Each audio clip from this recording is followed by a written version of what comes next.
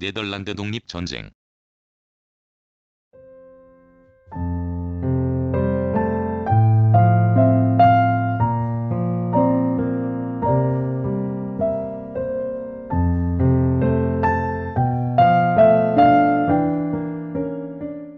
에스파냐의 송영인 네덜란드의 홀란트, 위트레흐트 등 북부 7주가 1572에서 1609년에 본국과의 항쟁에서 독립을 쟁취한 전쟁.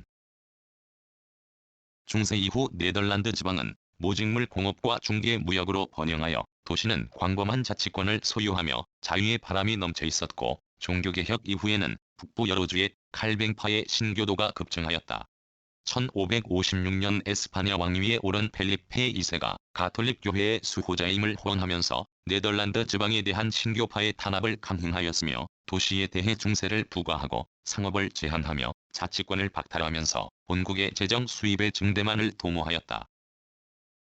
이러한 학정에 대항하여 북부는 물론 남부 여러 주의 가톨릭교를 신봉하는 시민계급까지 참여한 항거운동이 1566년부터 전개되었다.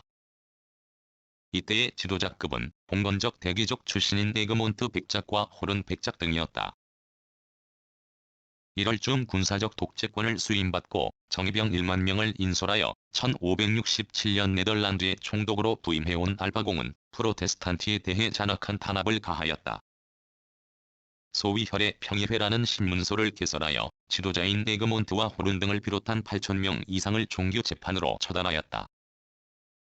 또 알바공은 상류귀족과 부한 시민계급의 재산을 몰수하고 무역에 중세를 부과함으로써 상업활동이 마비되어 매뉴팩처의 기능은 정지되고 실업자가 증가하였다. 알바공의 이러한 공포정치로 시민들은 속속 영국, 독일 등으로 망명하였는데 그 수가 10만을 헤아렸다. 1572년에 들어서면서 네덜란드인의 반항운동은 독립전쟁의 양상으로 발전하였다. 에스파냐의 지배층으로부터 고이젠이라 불린 신교도를 중심으로 하여 처음에는 해상에서 에스파냐의 운선단을 습격하더니 급기야는 오라네공 빌림을 지도자로 하여 다수의 귀족과 상, 공업자, 농민들이 합세하여 독립운동을 전개하였다. 1576년에는 남북 여러 주과 브뤼셀 동맹을 성립시킴으로써 독립전쟁이 본격화되었다. 그러나 본래부터 종교적으로 대립해 있었고 경제적으로도 이해관계를 달리한 남, 북량주의 불일치는 쉽게 해소되지 않았다.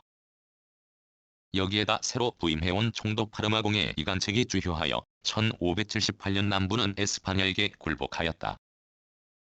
그러나 홀란드 등의 북부 7주는 1579년 위트레흐트 동맹을 결성하여 항전을 계속하면서 1581년 7월 독립을 선언하고 윌리엄을 초대 총독으로 하는 네덜란드 연방공화국을 설립하였다. 1584년 윌리엄이 가톨릭 교도에게 암살된 이후에도 항전을 계속하던 중 1588년 에스파냐의 무적 함대가 격파되어 국제적 지위가 하락되고 재정적으로 궁핍한데다 펠리페 2세가 사망함으로써 네덜란드의 독립전쟁은 결정적으로 유리한 고지를 차지하게 되었다. 그리하여 펠리페 3세가 즉위한 이후 1609년 에스파냐와 12년간의 휴전조약을 체결하였다. 휴전이 만료된 이후 전쟁은 재개되었으나 결국 1648년 베스트팔렌 조약에서 국제적 승인을 얻음으로써 독립전쟁도 종식되었다. 네덜란드 독립전쟁은 영국의 청교도혁명, 미국의 독립전쟁, 프랑스의 대혁명에 선행한 시민혁명의 승리라는 점에서 그 의의가 크다.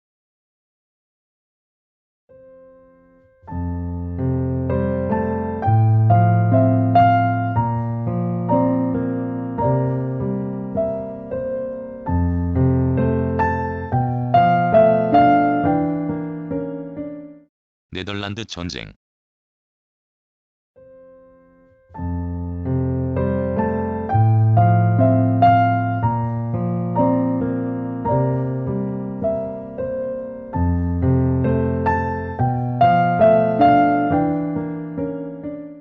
1672에서 1678년에 프랑스 왕 루이 14세가 네덜란드를 침략한 전쟁.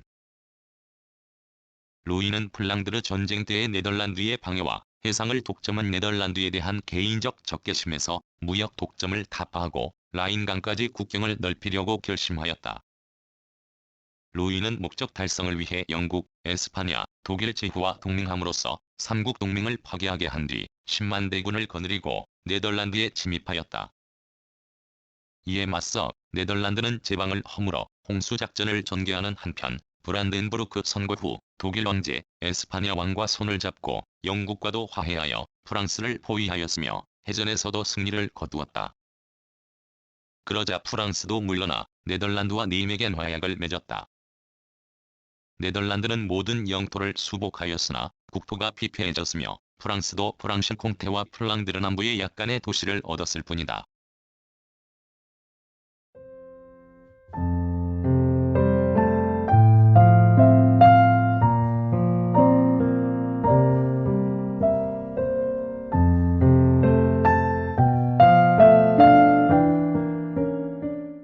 구성, 나그네 구석구석 여행.